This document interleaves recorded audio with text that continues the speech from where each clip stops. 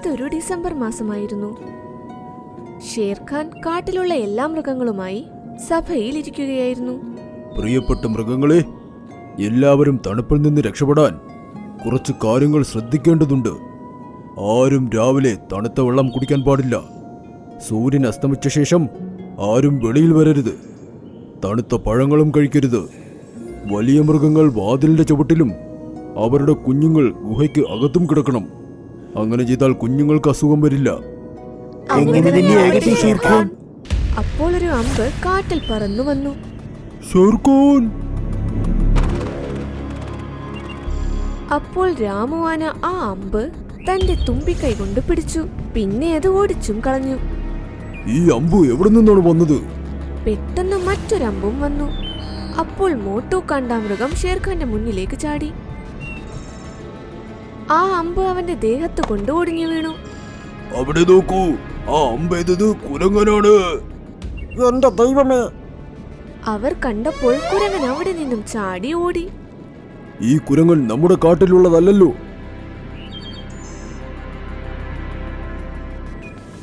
ഈ കുരങ്ങൻ ഗോൾഡിയുടെ കാട്ടിലുള്ളതാ. അവൻ ഇവനെ കൊല്ലാൻ വേണ്ടി പറഞ്ഞയച്ചതാണ്. എപ്പോൾ വരെ നിങ്ങൾ എന്റെ കൂടെയുണ്ടോ അതുവരെ എനിക്കൊന്നും സംഭവിക്കില്ല. അങ്ങനെ കുരങ്ങൻ ഗോൾഡിയുടെ അടുത്തേക്ക് പോയി. നീ വന്നോ? നീ ഷേർഖാന്റെ കഥ കഴിച്ചോ? ഞാൻ 2 അമ്പ് ചെയ്തു. അതും നല്ല രീതിക്കാണ് പോയത്. എന്നാൽ ആ രാമു ആനയും മോട്ടു കാണ്ടാമൃഗവും രക്ഷിച്ചു അവനെ. ഇത് കേട്ടതും ഗോൾഡിയുടെ മുഖം ദേഷ്യം കൊണ്ട് ചുമന്നു. അവൻ ദേഷ്യത്തോടെ അലറി.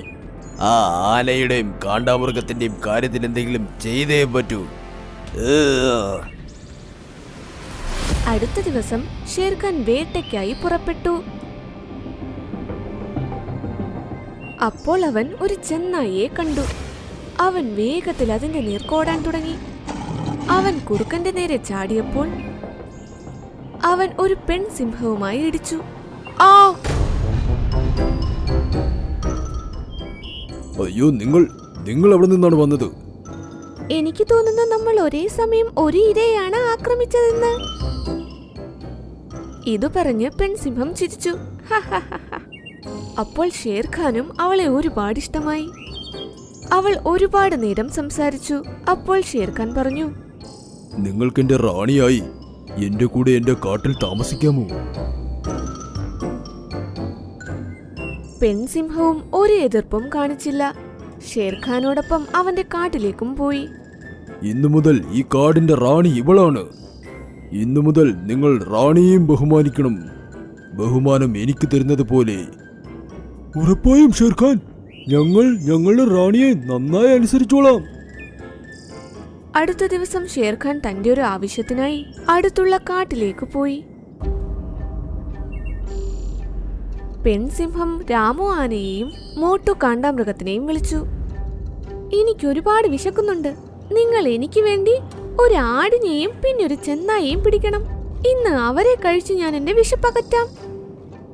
റാണി അങ്ങൂന്നേ, എനിക്ക് ഏതെങ്കിലും മൃഗത്തെ കിട്ടിയാൽ ഞാനത് അങ്ങേക്ക് വേണ്ടി കൊണ്ടുവരാം.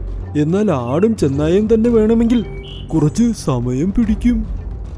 എനിക്കൊന്നും കേൾക്കണ്ട. ഞാൻ പറഞ്ഞത് എനിക്കിപ്പോൾ കിട്ടിയേ പറ്റൂ. ഇപ്പോൾ ഇവിടെ നിന്നും പൊയ്ക്കോളൂ. രാമു ആനയും മോട്ടു കാണ്ടാമൃഗവും അവർ ആടിനെയും ചെന്നായിയെയും അന്വേഷിച്ചിറങ്ങി. അവർക്ക് അറിയാവുന്ന സ്ഥലത്തെല്ലാം പോയി. എന്നാൽ ഇവിടെ ഒരിടത്തും അവർക്ക് ഒരു മൃഗങ്ങളെയും കാണാൻ പറ്റിയില്ല. വൈകുന്നേരമായപ്പോൾ അവർ ക്ഷീണിച്ചു വലഞ്ഞ് പെൺസിംഹത്തിന്റെ അടുത്തു വന്നു. എന്താ ഇത്? രണ്ടുപേരും വെറും കൈയോടെ വന്നല്ലോ. റാണി അങ്ങൂന്നേ, ഞങ്ങൾ ഒരുപാട് ശ്രമിച്ചു. എന്നാൽ ചെന്നായെയും ആടിനെയും കണ്ടതേയില്ല. ഇപ്പോൾ ശിക്ഷ ഏറ്റുവാങ്ങാൻ തയ്യാറായിക്കോളൂ. നിങ്ങൾ രണ്ടുപേരും ഇന്ന് രാത്രി തടാകത്തിലെ തണുത്ത വെള്ളത്തിൽ നീന്തണം. രണ്ടുപേരും ഒന്നും മിണ്ടാതെ ശിക്ഷ ഏറ്റുവാങ്ങി തണുത്ത വെള്ളത്തിൽ ഇറങ്ങി. അവരുടെ അടുത്ത് മൃഗങ്ങളുടെ കൂട്ടവും കൂടി. അവരെ അങ്ങനെ ആ തണുത്ത വെള്ളത്തിൽ കണ്ടപ്പോൾ എല്ലാവർക്കും അവരോട് ദയ തോന്നി. പെൺസിംഹവും അവരുടെ ഒരു കാര്യവും വകവയ്ക്കാതെ ഗുഹയിലേക്ക് പോയി നന്നായി ഉറങ്ങി. അടുത്ത ദിവസം രാവിലെ കണ്ണു തുറന്നു നോക്കി അവൾ ഗുഹയിൽ നിന്നും വെളിയിലിറങ്ങി.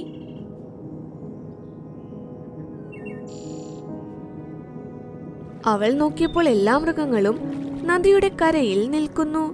രാമു ആനയും മോട്ടു കാണ്ടാമൃഗവും അപ്പോഴും വെള്ളത്തിൽ തന്നെ നിൽക്കുന്നുണ്ടായിരുന്നു. ആഹാ, നിങ്ങൾ ഇപ്പോഴും വെള്ളത്തിൽ തന്നെയാണോ? ഞാൻ ഉറങ്ങിക്കഴിയുമ്പോൾ നിങ്ങൾക്ക് വെളിയിൽ വരാമായിരുന്നല്ലോ, ഓടുകയും ചെയ്യാമായിരുന്നു. എന്നിട്ടും എന്താണ് വെള്ളത്തിൽ? അതെന്തിനാണ്? നിങ്ങൾ ഞങ്ങളുടെ റാണിയാണ്. അങ്ങയുടെ ആജ്ഞ പാലിക്കേണ്ടത് ഞങ്ങളുടെ കടമയാണ്. ഞങ്ങൾക്ക് എങ്ങനെ അത് ലംഘിച്ച് ഓടിപ്പോകാൻ കഴിയും? ഇത് കേട്ടപ്പോൾ പെൺസിംഹത്തിന്റെ ഹൃദയം തകർന്നു. അവൾ വേഗം അവരോട് പുറത്തു വരാൻ പറഞ്ഞു. അവർ വെള്ളത്തിൽ നിന്നും പുറത്തു വന്ന് തറയിൽ കിടന്ന് ചൂട് കാഞ്ഞു. അവരുടെ രണ്ടുപേരുടെ ശരീരവും തണുത്തു നീലിച്ചിരുന്നു. അവരുടെ കൈയും കാലും എല്ലാം മരവിച്ചു. അപ്പോൾ ഷേർഖാനും അവിടേക്ക് വന്നു. അയ്യോ രാമുവാനെ, മോണ്ടു കാണ്ടാമൃഗമേ, നിങ്ങൾക്ക് രണ്ടുപേർക്കും എന്തു പറ്റി? ജിറാഫ് എല്ലാ കാര്യങ്ങളും ഷേർഖാനോട് പറഞ്ഞു. ഷേർഖാൻ ഗർജിച്ച് പെൺസിംഹത്തിനോട് പറഞ്ഞു, നമ്മുടെ റാണി, ഇവർ നിന്റെ ആജ്ഞ പാലിച്ചില്ല എന്ന് വെച്ച് നീ അവർക്ക് ഇത്രയും വലിയ ശിക്ഷ കൊടുക്കേണ്ടിയിരുന്നില്ല. ഇവരുടെ ജീവൻ നഷ്ടപ്പെടുമായിരുന്നു. അപ്പോൾ അവൾ ഒന്നും പറഞ്ഞില്ല. അതിനു മുൻപേ ഗോൾഡി അവിടേക്ക് വന്നു.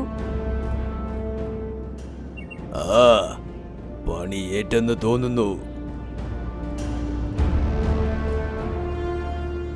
ഗോൾഡി, നിനക്കെന്താ ഇവിടെ കാര്യം? ഇതിനു മുൻപേ നീ എന്നെ പലതവണയായി ആക്രമിച്ചിട്ടുണ്ട്. ഇപ്പോൾ നിനക്ക് എന്താണ് വേണ്ടത്? എനിക്ക് നിന്നെ കൊന്ന് ഈ കാടിന്റെ രാജാവാകണം. എന്നാൽ എല്ലാ തവണയും ഇവർ രണ്ടുപേരും നിന്നെ രക്ഷിക്കും. അതുകൊണ്ട് എന്റെ വഴിയിൽ നിന്നും ഇവരെ തുടച്ചു മാറ്റാൻ ഈ പെൺസിംഹത്തിന് അയച്ചു. ഇതുവരെ ഇവൾ എന്തൊക്കെ ചെയ്തോ അതെല്ലാം എന്റെ പ്ലാനായിരുന്നു. ഇത് കേട്ട് എല്ലാ മൃഗങ്ങളും അമ്പരന്ന് നിന്നു. ഷേർഖാനും താൻ കേട്ടതൊന്നും വിശ്വസിക്കാനേ പറ്റിയില്ല. ഇപ്പോൾ ഇവളോടൊപ്പം നിന്നെ ഞാൻ ആക്രമിക്കാൻ പോവുകയാ. അതുപോലെ നിന്റെ ഈ രണ്ട് ശിപ്പായി, ഇന്ന് നിനക്ക് രക്ഷപ്പെടാൻ കഴിയില്ല. ഷേർഖാൻ പെൺസിംഹത്തിനു നേരെ ചോദ്യ കണ്ണുകളുമായി നോക്കി. അപ്പോൾ അവളും പറഞ്ഞു, അതെ, ഞാൻ ഇതുവരെ ചെയ്തതെല്ലാം നീ പറഞ്ഞതുപോലെ തന്നെയായിരുന്നു.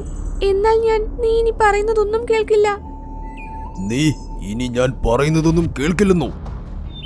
നീ എന്നെ ഇവിടേക്ക് ചതികൾ പറഞ്ഞു തന്ന് പഠിപ്പിച്ചാണ് ഗോൾഡി അയച്ചത്.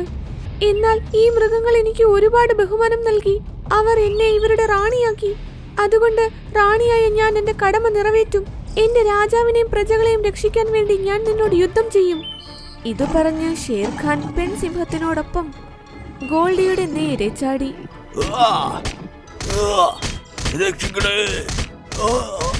ഗോൾഡിക്ക് പിടിച്ചു നിൽക്കാനായില്ല. അവർ അവന്റെ കഥ കഴിച്ചു. റാണി അങ്ങൂന്നേ, താങ്കൾക്ക് ഒരുപാട് നന്ദി. നിങ്ങൾ ഞങ്ങളുടെ രാജാവിന്റെ ജീവൻ രക്ഷിച്ചു.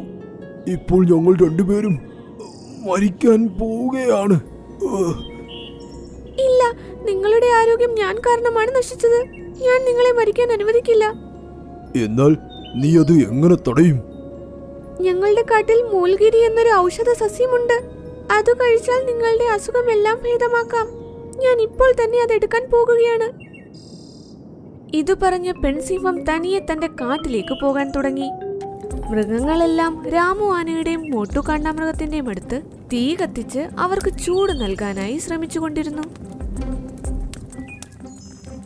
വൈകുന്നേരമായപ്പോൾ പെൺസിംഹം ഔഷധ സസ്യവുമായി വന്നു. ഇതാ, വേഗം നിങ്ങൾ രണ്ടുപേരും ഇത് കഴിക്കൂ.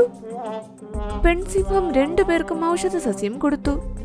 അത് കഴിച്ച് കുറച്ചുനേരം കഴിഞ്ഞപ്പോൾ അവരുടെ ശരീരം നീലയിൽ നിന്നും അവരുടെ യഥാർത്ഥ നിറത്തിലേക്ക് മാറി. അവർ സ്വന്തമായി എഴുന്നേറ്റും നിന്നു. അവർ രണ്ടുപേരും നന്ദി പറഞ്ഞ് എല്ലാ മൃഗങ്ങൾക്കും ആശ്വാസം നൽകി. ഞാൻ റാണിയാണ്. ഇത് എന്റെ കടമയാണ്. ആ ദിവസത്തിനു ശേഷം എല്ലാ മൃഗങ്ങളും തണുപ്പുകാലം ഒരുപാട് ആഘോഷിച്ചു. എല്ലാവരും കാട്ടിൽ ഒരുപോലെ കളിച്ചു ചിരിക്കാൻ തുടങ്ങി, ആഘോഷിച്ചു. പിന്നെ വൈകുന്നേരമാകുമ്പോൾ അവരവരുടെ വീട്ടിലേക്കും പോകും. ഷേർഖാനും സിംഹറാണിയോടൊപ്പം സന്തോഷത്തോടെ ജീവിച്ചു.